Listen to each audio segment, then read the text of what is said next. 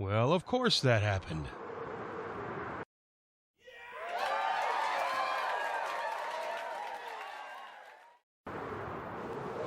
Hello there, and welcome back to yet another episode of Roguecraft.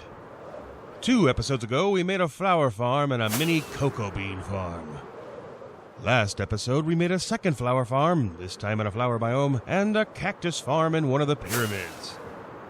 This episode, in our goal to own all the dye colors, we're gonna build a squid farm. So let's stop talking about it and get right into it. Cue the flashback! Well, hello again. I've been out searching for a while now for a good spot for a squid farm, and I think I may have found it. Let's take a look at it from the air. So I found a section of river that has a desert on one side and a swamp on the other. Now obviously squid don't spawn in the desert, but they also don't spawn in a swamp. This will really help in minimizing the amount of work I have to do to remove nearby sections of water that can spawn squid. For those of you who haven't made one before, in order to get good rates out of the farm, I'll have to pick one section where I want the farm, and then remove all other sections of water within 128 blocks that can spawn squid in them.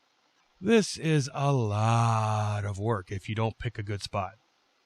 Also, it's very important for me to remember that the world spawn for Season 2 is an island. I have my work cut out for me to maximize the drop rates in this farm.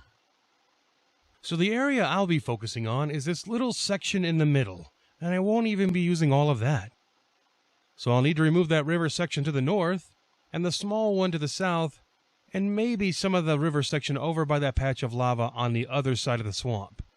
That's really not a whole lot. I think I may have lucked out with this spot. Here's something strange I found while trying to figure out where the edge of the river biome ended. This technically shouldn't even be possible, but somehow it happened. If you look at the map in the corner, you'll see that it's telling me the biome below it. I'm currently in a river biome. If I go up a block, still a river biome, but if I go down a block, it suddenly becomes desert. No idea how that happened, but probably related to converting it from 1.15 to 1.16. Who knows? Just thought it was interesting. It's time to do the resource pillaring. Resource pillaring. Resource pillaring. And always make sure you shoot your ore with a bow. It makes for better luck when you use fortune. You know me, I like a good resource pillar. And I like getting a view of the world from up high. Ooh, shine cheap!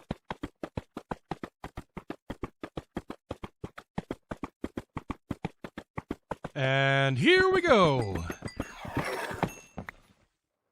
Well, of course that happened. You know, I completely meant to do that. Well, this should be fun. I guess we'll have to fly our way up and try and land on that one wide pillar. Fun, fun, fun. Okay, I've been working on the farm a bit. Let's take a look at it from above. There's the flower farm I made a couple of episodes ago. Still need to work on the building, but that's for another day. I've been working on making the border of the farm and on draining all the areas of the river I'm not going to use. The northern and southern sections are now drained, and I've been boxing off areas and then removing the water with sponges. Very handy blocks to have when doing something like this. The area inside the cobblestone is where the farm is going to be, but, you know, I might trim it down a little bit. I haven't decided yet. But the farm is going to be in this general area. So I finally decided where I'm going to put the farm. As you can see, it's already a very popular swimming hole. When doing one of these farms, there are a few main designs to choose from. One involves flying machines on the ocean, but, you know, I thought that might not be all that server-friendly when it comes to lag. It's alright when you're playing in Forever Alone mode, but when other people are using the server, you might want to minimize the lag a bit. Last season, Jax made one using nether portals, so I've seen how that worked, so I'm going to go with the fence gate design in a big hole. It seems simple and life is all about experiences, so I'm going to do this one, see if it works any better. I'm following a tutorial by Pixlriff, link in the description, I've watched it a couple of times. In general, I'll be following what he did, but I think I'll be making some changes to it as I go. Nothing major. It's still basically his design. As you can... Wait, what? Do you need your fortress flattened? Then call GGG's Frantic Fortress Flatteners and we'll do the flattening for you. Please note all slabbing is up to the customer to do. Size of the area flattened is up to the flatteners and ends when they decide to go for lunch. Sorry about that, guys. I thought I had the ads turned off. So where was I? Oh yeah. I have a conduit set up nearby to allow me to breathe while doing all this mining underwater. We're doing this underwater to avoid having to scaffold all over the place. That can be really annoying, so I think this will be easier. If you have all the water and chance, this is just as fast to mine out with a beacon set up. Squid only spawn in Y levels 43 to 63, so it looks like we finally reached the bottom of the spawn area. There will be more digging later, but for now, let's put up some signs! I'm trying to make it sound exciting, but it's a lot of signs. I need to keep myself motivated. Well, here we go. All we gotta do is slow down our approach. Okay, spinny. Oh, where's it? There it is. All we gotta do is land and oh, so close. Try again. Oh, so close. Oh, so close. Oh, almost had it there. Ooh, couldn't be closer. Oh, so close. What the oh, no. Well, here's the bottom layer of signs complete. Apparently, it was so exciting that I forgot to record any of it. Ha-ha! But you know, it's just placing signs. Place sign, escape, place sign, escape, place sign, escape, place sign, escape. Above the signs, I have to place 2 layers of fence gates. You know, by the time I'm done with this farm, that dark oak forest that's nearby won't even exist. The link for the tutorial is below, but the basic theory of this farm comes down to squid need 2 blocks of water to spawn in, and salmon need 3. So since we don't want salmon, we will be creating a bunch of 2 tall water pockets for squid and only squid to spawn in. Now, it may seem like a lot of extra work, but what I have done is place down an entire layer of fence gates for layer 1. That gives me something to stand on when placing the second layer. For me, that made things so much less frustrating when trying to place items while swimming. On top of the first layer, I place a second layer of gates, but only in every other spot. So the theory is the squid spawn in the 2 tall water pockets, and then try and swim and run into the open air sections beside the water.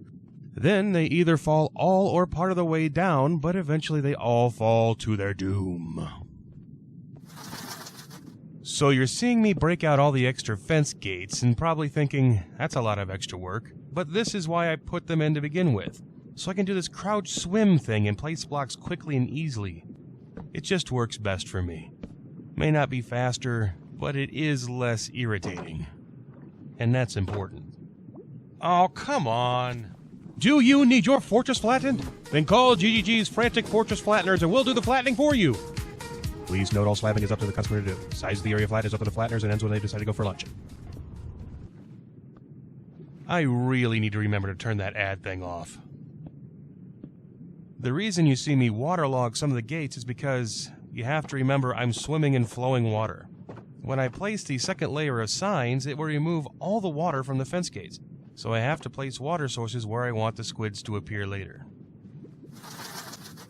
I've been a busy little boy and am now placing the 4th layer of signs, but while I'm here, always remember to check your work after you finish a layer of signs. If you did it right, you'll see the checkerboard pattern like this. So water, air, water, air, water, air, water, air. That's what it should look like. If it doesn't, you did something wrong. Probably you forgot to put some water down. So I finished the farm above, and now it's back to the mining. You want the squid to die on impact. No need for the little squiddies to suffer just to feed your addiction to ink. So I'm going to mine this down so there's a 12-block gap between the signs and the ground they hit. Then I'll go another 2 layers down for the minecart track to collect all the wonderful, wonderful ink sacks. Knowing what I know now, if I had to do this farm all over, I would have just picked a rectangular area within the river versus trying to maximize all the river biome area I could. Mining out all these irregular shaped walls really takes more time than it's worth. Well, alright, it seems to be working. It'll work better when I'm in the optimized AFK spot, but this looks pretty good. There's probably a few more spots of river nearby that I need to clear out still, so all in all, not too shabby. So I've got the minecarts all in place, and a little mini storage for the ink sac set up as well. Now it's just time to sit back and let it run. Haha! There I did it! No help at all. And so, back to the pillaring. So, how much do you think we're going to have when I'm done? Get your guesses in quick.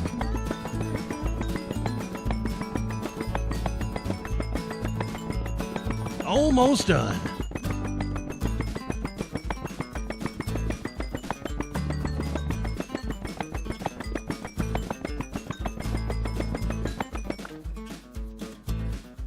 Huh. Weird. There's a piece of dirt over here. I wonder where that came from. Got a number in mind yet? Well, there it is. 4 another quartz. Any winners out there? I think that's going to be it for today. I hope you enjoyed the video, and if you're still here, thanks for watching. If you liked, please give it a thumbs up, maybe comment, tell me what a goofball I am. If you really liked and you aren't already, then think about subscribing. I don't have the greatest release schedule, but I do like making these and would love to have you watch the next one too. But enough of that. Until next time, always remember to try and have fun. See ya. Do you, little doggy? You want to go outside? You want to go outside? You want to go outside? He said yes. He said yes.